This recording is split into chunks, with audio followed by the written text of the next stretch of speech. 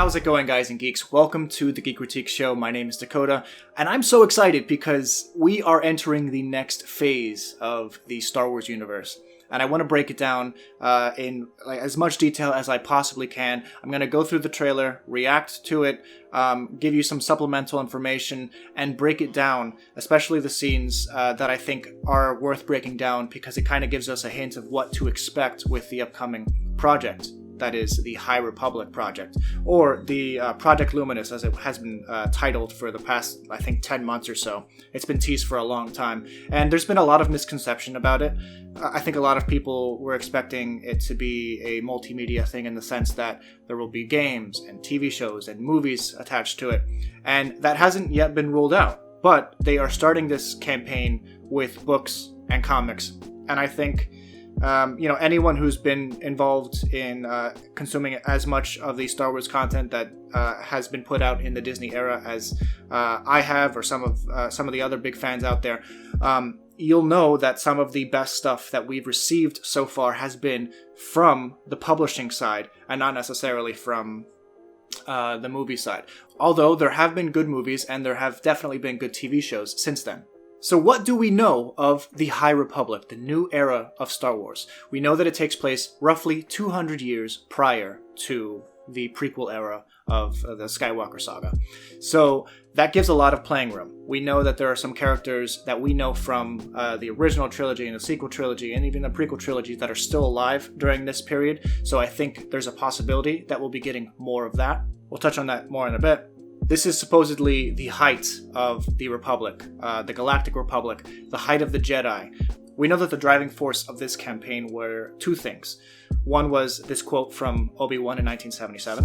For over 1,000 generations, the Jedi Knights were the guardians of peace and justice. And the other was a question postulated by Kathleen Kennedy. What scares the Jedi? And that made us all go, ooh. The press release reads as follows. Star Wars The High Republic features the Jedi as we've always wanted to see them, as true guardians of peace and justice. This is a hopeful, optimistic time when the Jedi and the Galactic Republic are at their height. But of course, into this glorious new era, something wicked this way comes. This initiative will give readers, young and old, a new corner of the galaxy to explore through rich, meaningful stories. Plus, readers will learn what scares the Jedi. This was a golden age for the Jedi, and also a time of galactic expansion in the Outer Rim. So expect there to be rich tales of exploration, charting out the galaxy, meeting new cultures, and discovering what pioneer life in the Outer Rim was like. This is an incredible sandbox for our storytellers to play in, both within publishing and beyond, and we can't wait to see the great fiction they build within it. And I think a new sandbox for Star Wars is exactly what the brand needs. We've explored to death the Skywalker saga. I'd love to explore more from the Skywalker saga in the future of the series, maybe bring back some of those characters. But for now, let's let that rest, give it 10 years or so. I want to move on from that period of Star Wars. I'm just beaten to death by the division that it has caused fandom. Look, if they can reel that back in, put us in a time period we have no preconceptions of, and explore that without, and do your best not to divide the fandom, obviously, I think you can do something really cool with Star Wars, because there's so many concepts worth exploring. Everyone loves lightsabers, everyone loves Jedi and Sith, everyone loves galactic adventures. More of that. And that looks like something we're definitely getting with the High Republic. The first book that's coming out, Light of the Jedi by Charles Soule, the cover art is beautiful. It's poster-worthy cover art. Okay, first of all, we have a Wookiee with a lightsaber. He's a Jedi. We have a Jedi Wookiee. According to Charles Soule on Twitter, he says the Wookiee's name here is Burryaga Agaburi, which is funny because it's just Burry and Aga switched around. In the first name, it's Burryaga, and in the last name, it's Agaburi. So that's interesting. And his lightsaber has a crossblade. I think that is so cool. We also have a yellow lightsaber over there in the background. The lady in front is named Avar Kriss. The other folks have names too, obviously, but you'll meet them later. In the back, floating there, you can see the Starlight Beacon, which I don't know what that is, but I'm assuming it's like a home base for the Jedi before they move over into Coruscant. Or perhaps it's just another base for the Jedi. We know that there are more Jedi during this period than there were in the prequel period, where in the prequel period I think there was about 10,000 Jedi or something like that. Versus this time period, which we don't have actual figures for, but we can assume it's closer to like the Old Republic time period where there are hundreds of thousands. These pictures come from Peter Serreta of Slash Film, but yeah, this looks like the Starlight Beacon. Kind of reminds me of the Justice League headquarters a bit. We have concept art of Jedi Temple attire versus Jedi Mission attire, which is pretty cool, the stark difference in their attire based on their setting. So Charles Soule's Light of the Jedi will be an adult novel. We also have a young adult novel by Claudia Gray, Into the Dark. Now, Claudia Gray is my favorite Star Wars writer currently. Everything she touches with Star Wars is just above and beyond some of the best stuff in the canon. If you have not read Bloodline or Master and Apprentice or Lost Stars, those are some of the best Star Wars books in general.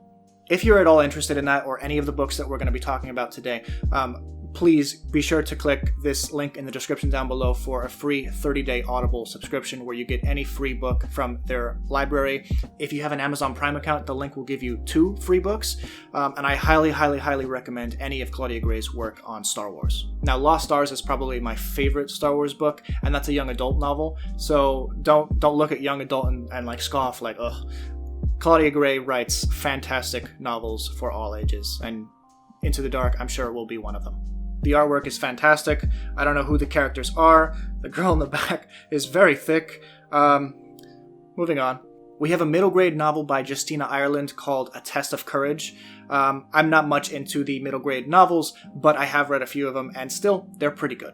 Now we have confirmed 2 High Republic comic book series coming from IDW and Marvel. The first is Daniel Jose Older's Adventures, or High Republic Adventures. And then we have the Marvel series, The High Republic by Kevin Scott. This looks to be a variant cover based on concept art of the Nile, the main villains of this series, or at least the emerging villains that we're going to be seeing. So let's talk about the Nile a little bit, because we haven't yet talked about the main villain for this upcoming series. Nile means nothing.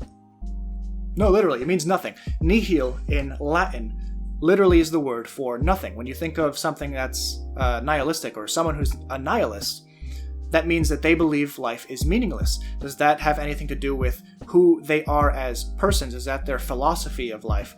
We know that they're a Viking-type race, so we can expect them to pillage and take what they want from other cultures, other races. Is that their sole purpose in life? It kind of reminds me a little bit of the Borg from Star Trek. Obviously, that's a very different concept, but the idea that they go into cultures, take all of their knowledge and incorporate it into this Borg collective mind hive thing. I wonder if that's what we're going to be getting with the Nile. Personally, their attire looks more like the Reavers from Firefly, but I don't know. We don't know exactly what we're going to be getting with these baddies. Alright, so let's actually play the trailer. I'm going to give you my thoughts on what I can extrapolate from what I'm seeing in the background, what I'm seeing in the foreground, what people are saying out loud, because there's a lot to break down. Lucasfilm. Hundreds of years before the Skywalker saga, the Galactic Republic is at its height.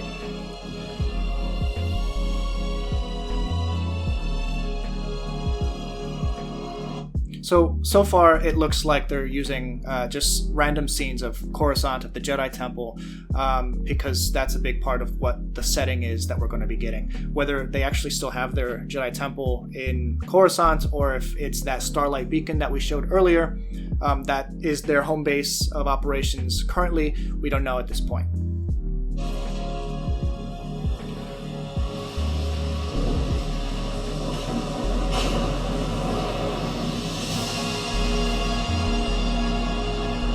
I much prefer the title The High Republic as opposed to Project Luminous, but I guess Project Luminous was a placeholder title. We don't know if that's going to have anything to do with what they're going to be producing in this era of Star Wars, but the High Republic would kind of give you an insight as to what they were working on for the past year or so. So I'm happy that we finally actually have something to extrapolate on.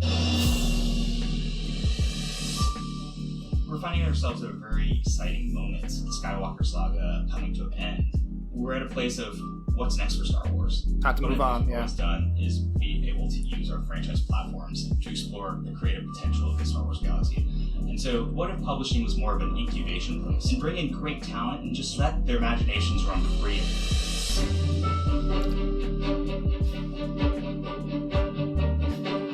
put together a really unique writer's room where we had diverse voices with very different opinions. So it looks like we have several members of the Lucasfilm Story Group intertwined with a lot of writers and potentially concept artists in this room. What's cool about this is that we're actually getting to see what it looks like from behind the curtains of the Lucasfilm Story Group and how they interact with some of their writers. And I like the idea that this is a group think project, so everyone knows what each other is working on. So I'm happy about that at the very least. Star Wars. We all love Star Wars, but we're all coming in from very different places. I actually had a conversation with someone this morning where I want to see more stories about Rebels and the Empire, and I was like, no, I want to see more Jedi and Sith. So I'm happy to also hear from Justina Ireland the idea that everyone has different strengths and things that they like about Star Wars that they can draw upon to create new stories in a different time period. So let's continue. This has been a very free environment for it. All right, so let's go back. We have several things listed on a whiteboard, and some of them are really interesting. We have intergenerational, which could be something more akin to like how the publishing line of stuff is produced. We have obviously the Force, which is a main concept of Star Wars, circled, as well as no Senate character. It looks like it says right there at the bottom. We have Chosen Family, which is something straight from The Rise of Skywalker. If you've seen it, you know what I mean. I'm interested to see if that is being like a staging point for some of the decisions that the characters make in the Star Wars Rise of Skywalker script. Obviously, it's clear that some of these writers had the privilege, and Lucasfilm Story Group had the privilege to know some of the details in the upcoming Star Wars films if they're talking about it here. Looks like 10 months or so ago. Another point that I like here is adventures in Force growth. So I'd like to see more of people growing their Force abilities, and I think that's something that we're probably going to be getting a lot of. Let's look at this whiteboard presentation. All right, so we have complicated monsters, imperfect characters. I think that's an important facet to any story. If you're gonna, make it interesting, make their arc an interesting growth. At the bottom it says Chewbacca, Ewoks, and Porgs listed among things that they potentially want to see from this project. And we already saw that there's a Wookiee with lightsabers, so I'm gonna go ahead and assume that we're not necessarily Porgs or Ewoks with lightsabers, but we're going to be seeing more of those characters that we really only got to see in 1 or 2 films. We have some really interesting stuff circled here. First and foremost, we have Sith Empire, we have Grey Jedi, we have Splinter Group Force users. That blows my mind. I want to see more of that in Star Wars. The idea that there's not just Jedi and Sith, but there's also the Grey Jedi. We have rival houses, it seems, is circled here. We also have, it's the Jedi heyday. It looks like it says Baby Yoda on the bottom, or Baby Yoda's plural. So we might be getting more of Yoda's race in this era of Star Wars. It also looks like crime series are definitely circled. So that's stuff that we can definitely presume that we're going to be getting. Everybody to just throw things out there. I love Claudia Gray. Oh. We've all done lots of storytelling, but this is unique. All right.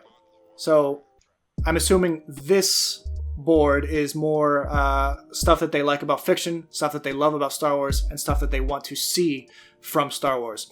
So we have High Republic, Relic Hunters.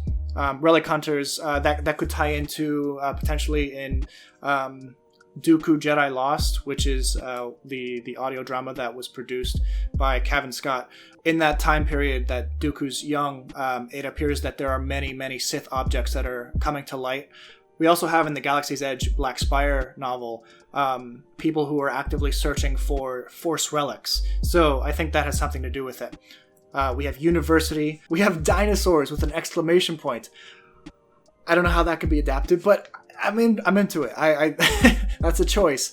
We have representation / diversity. Obviously, in a galaxy like Star Wars, you're going to have a lot of that. I want to see more species, especially in like the Jedi Temple and stuff like that, which I'm happy to see stuff like Wookiees being given lightsabers.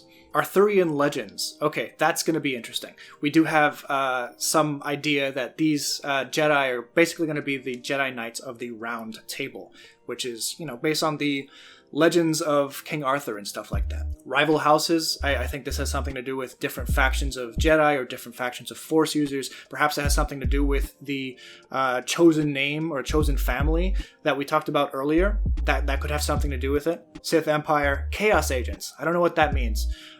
Splinter Group Force users, again.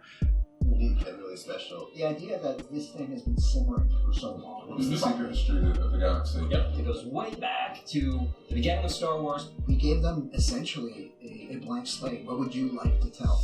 Which I'm happy. Over 1,000 generations, the Jedi Knights were guardians of peace and justice. A line that we've been hearing since 1977, and we thought, what does that look like? It is a golden age where there's much more peace and calm in the galaxy. So we're calling it the High Republic. The description that we've used for the Jedi in this era is that they are the Jedi Knights of the Round Table. I love Star this Wars concept isn't art, just man. about Jedi. It's so We cool. will tell stories of new smugglers, new scoundrels, new bounty hunters. It's an The ugly bounty threat hunter. and the tension really comes from the Republic's borders, because the Republic does not extend from one side of the galaxy to the other. All right, that looks like Pablo Hidalgo in civilian attire. Does that not? Let's go back to Pablo. Here's Pablo. Here's that civilian attire. Come on. The other. It's a bit of a Wild West new frontier. You see a different kind of Jedi that patrols This looks like Lawrence Fishburne to me. I don't know. frontiers as more of a Texas Ranger. There's Claudia Gray's Now, book, bringing Into the in Dark. photographers and illustrators and visualists, the same way that you would when you're making a movie. So this is interesting. This appears to be a Merlin-type Jedi. This is obviously concept art. It's probably not final, but this is Ian McCaig's idea of what a Jedi, a Merlin-type Jedi would look like. Okay, so that's really cool. Wait, this guy looks like he has a lightsaber whip. All right, and here we have a look at Ian McCaig drawing different versions of Yoda. It looks like, as well as some other characters, but it looks like Yoda's going to be a main feature in this series, which makes total sense. His species has shown that they are very force sensitive. And we know that he is 900 years old by the time that he dies, so it makes total sense that he would be here 200 years prior at the height of the Jedi Order. I also want to see characters like Maz Kanata, who has shown some level of force sensitivity in the novels, show up again. I also want to see characters like the Bendu, who are neither light nor dark, because we know that those characters have been around for much longer than the typical humanoid life expectancy. Okay, come down and just do sketch after sketch for us. And you have a guy who designed the look for Darth Maul sketching Jedi for you. Doesn't get any cooler than this. The scale of this initiative is really new for us. We're going to have stories for adults and teens and kids. We're building this out simultaneously across multiple publishers. It gives us the ability to tell vast, interconnected stories across multiple years. There will be a core group of heroes that will expand over time. There'll be villains. So the guy he's pointing at right here, doesn't that look like David Harbour, who plays Jim Hopper in Stranger Things? Come on, that's definitely based on him. All right, let's continue. All right, so here we have a Gungan, and we have a better look at the Gungan later in the trailer, as Nile. Our main villain are the group called the Nile. We kind of like to refer to them as space Vikings. Okay, so yeah, here we definitely get to see that it is Gungan Nile. We have the typical three-toe feet, and the build is similar to Jar Jar's. Their motto is, you can't take it with you, but we can take it from you. Which is a very Viking thing. So I'm interested. I'm really interested. And it looks like there's going to be Nile of all race from what we're looking at here. All right, so here's the Starlight Beacon. The story starts with what we're calling the Great Disaster. It wouldn't be Star Wars without adventure. And there's definitely a series of events that will spin the galaxy into a dangerous new direction. And I think that's super interesting, and I think that's a very good way to start the story. This great disaster. We don't know what it is at this point. Will it have something to do with the Jedi Order? Will it have something to do with some, planet-killing destruction or whatever? We don't know. They are showing it overlaid with the Starlight Beacon, so I'm wondering if that has something to do with it. Give the opportunity for heroes to rise up. I'm loving the cross-bladed lightsabers. Story from every Star Wars thing. It's really fun to be able to keep readers on their toes. This era is ripe for storytelling. The eureka moment was the question, what scares the Jedi? And that made us all go, ooh, something wicked this way comes. And that reportedly came from Kathleen Kennedy herself. All right, so New Adventures begin August 2020, and we've already gone over all of those topics. I'm sure I missed something, guys. Did I miss anything that you want to talk about? What are you interested or not interested about from this High Republic period? Do you think this is a fresh start for Lucasfilm to potentially build up this side of the universe and then create films that branch off of that? If they do, that would be fantastic, in my opinion. We're definitely getting a Dave Filoni type show in this time period. You can bet on that. And I'm so excited. I really am. Anyway, guys, thank you so much for watching. I hope you liked this video. If you did, please be sure to like and subscribe for more. If you're interested in helping us out on Patreon, you can visit patreon.com/Geekritique to help fund the content that we produce if you find it entertaining and worth funding. We're excited to bring you our next big Star Wars project. You guys probably already know what it is. I'm still working on the script. It's massive. I likely won't touch upon the High Republic period in it, but because it's supposed to be a modern galactic history timeline sort of thing. Anyway, thank you so much for everything, guys. Thanks for watching. Please like the video, and I'll see you in the next one. Bye.